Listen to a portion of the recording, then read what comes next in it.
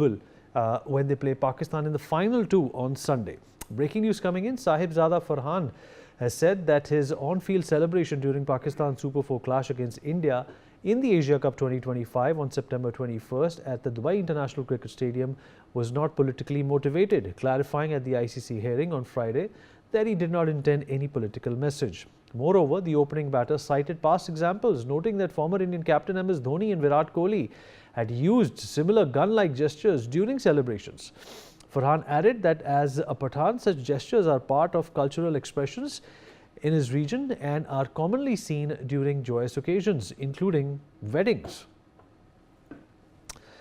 Siddharth Reke, my colleague, joins us on the broadcast. Siddharth, it could be routine in his culture, to use the bat as some sort of an assault rifle. But the fact of the matter is that when Dhoni did it and when Virat Kohli did it, there was no Operation Sindoor on. Vineet, what's in fact at this case hilarious is the explanation that he has come in this hearing, which he had to attend obviously after the official complaint was filed against him and Haris Rauf for their provocative gestures. He's actually come out and said that this particular gesture that he is showing, that is running on the screens, is a part of his cultural expression. That's the explanation that has come in from Sahibzada Farhan ahead of that final. He obviously points out to Virat Kohli and Dhoni who have used similar gestures.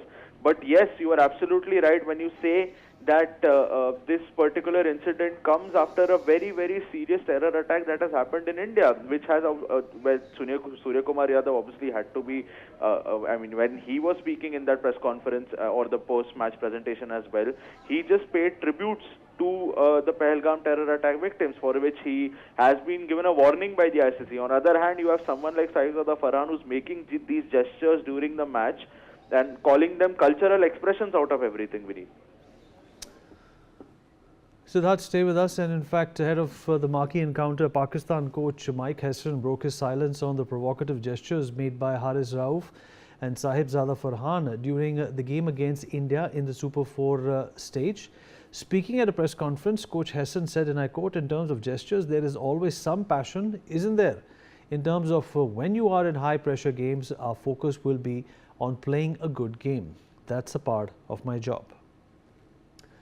Sunil Yash Kalra, my colleague, is also joining us. He's also the founder of the Indian Sports Fan. Sunil, of course, India is playing their dead rubber against Sri Lanka today. But before we talk about that, what do you make of the clarifications that have come from the Pakistani dressing room?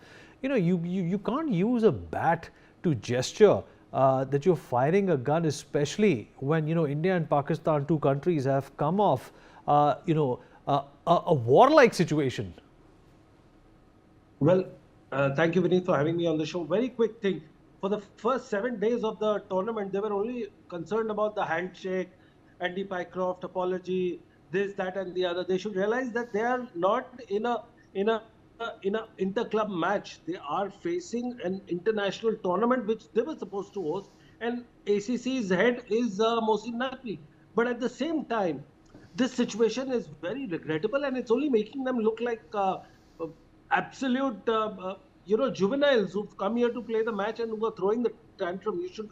The only error that Surya Kumar Yadav did, and I could disagree with Rege here, is that he actually took the name of Pahalgam victims. Had he not taken that, everything is fine. You remember the COVID era, where you thanked your nurses and the doctors for doing a splendid job. The NHS in England. I mean, these are the things that they do take. But the moment you go reference to context with an army-like situation, then it becomes a problem. And that is what has been causing a problem. Again, coming on Mike Hesson, I think he's 90% of his bank balance, if you see in the last 10 years, has come out of India. I repeat, has come out of India because he's either been an assistant coach or a coach of any of the team or any of the support staff. He's also been on either Star Sports or Jio Hotstar as one of their panelists. So I think he's a discard from the India who's gone there, and I think we should make strict measures that the former Pakistani coaches should not be taken back into the Indian system of IPL and other leagues that come in. I mean, Vineet, would you agree to that? You're a sound mind on cricket. Well, you're absolutely right, Sunil. If I was in your position, I would have said the same thing. But the fact of the matter is that, this is something which has made light of even by, the Pakistani media and the Pakistani cricket commentators. They have not even talked about some of these gestures that have been on his side. Hopefully on Sunday, we're not going to see, Sunil, some emotions being misappropriated. Well, absolutely. I think the maturity has seeped into them. You must realize, Vineet, and I have to share this with the viewers, that Pakistan Cricket Board is not run by cricket administrators. It is run by the technocrats and the bureaucrats. I mean, the guy that who's the manager of the team is actually an IAS equivalent officer who's running the team, who has no understanding of the cricket. Of course, he's a cricket watcher, cricket lover, but he has no understanding of the workings and the fine print which is written onto the cricket part. We've also spoken to, just imagine, it is all done for media and headlines. Mohsin Naqvi has no business to talk to Mike Hassan.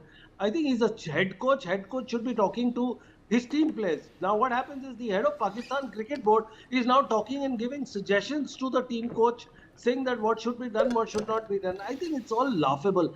When you put two and two immature people together and get them to into a doctor's room to conduct an operation, this is the situation that comes into.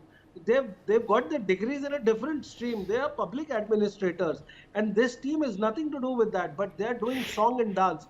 As I said earlier, Pakistan was only relying on the media provocation. I mean, in the media room also, it is quite evident that they ask juvenile questions, and it is a matter of time that it comes out in the open. I mean, it's sad, but it's true that today is Pakistan's head team, the management, the people who run it, and the media are all looking like bunch of juvenile kids who are not mature to handle such state. Beneath.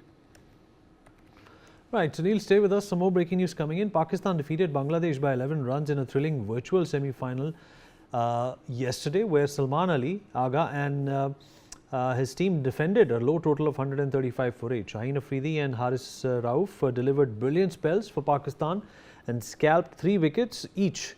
And after the victory, pacer Haris Rauf visited the stands and shook hands with some Pakistani fans. Over there, an emotional fan requested Haris to defeat India in the final match at any cost.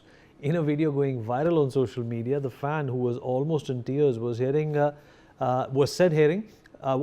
saying, I beg your pardon, that badla lena hai, India ko chhodna nahi hai, khuda ka wasta hai. Let's listen into that interaction.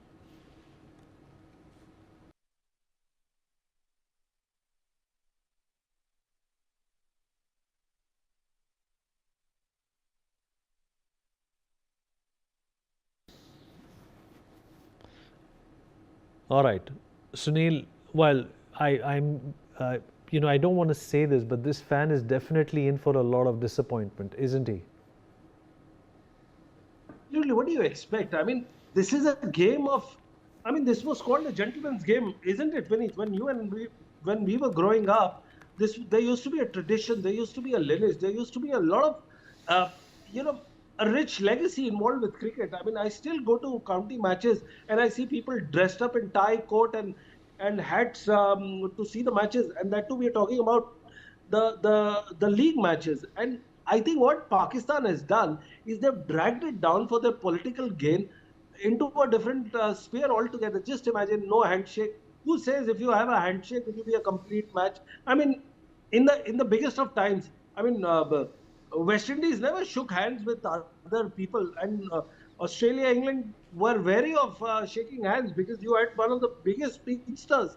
I mean, at the height of India-Pakistan war, you had biggest speedsters coming there, and there was no great handshake. It was never made an issue. But here, they've, God forbid, I mean, they've made it like such a big thing that in the spirit of cricket, they've forgotten what is law, what is spirit, what is mandatory, and what is obligatory. I think if you put everything together, you get a situation like this. And it's so sad when a T20 World Cup champion and a former World Cup champion behaves like this. In this case, it's Pakistan. I think they're really lacking some kind of cerebral, effect and great magnanimity when it comes to understanding cricket, behaving in a cricket-like situation. I mean, I would question them that have you ever played in an international under-19 tournament? What are the things? What are the do's? What are the don'ts? I mean, they've all gone beyond it. And right now, when I look at it, and you would agree, they only did it for media hype, media cry, recording videos of an in-camera meeting, which was supposed to be a very private affair between an ICC. Remember, he's an ICC guy. I mean, for God's sake, they were asking for his removal of the ICC guy. So what they got Richie Richardson. It's like saying, I don't want a shampoo, but I want a conditioner. I mean, it does the same thing. You know, they will still take care of your hair. But in this case, they didn't want Pycroft. But guess what happened? Pycroft is very much there. They created a handshake. Now Surya Kumar Yadav has stopped handshaking even with the Bangladeshi. He says, we'll make it like a gesture. We are here for this.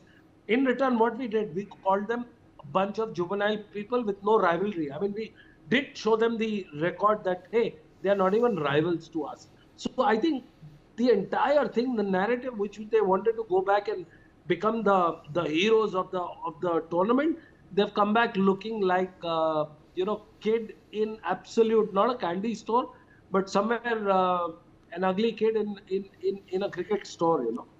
Vineet, sorry. Sunil, stay with us. And while India remain the outright favourites to clinch the title in the final.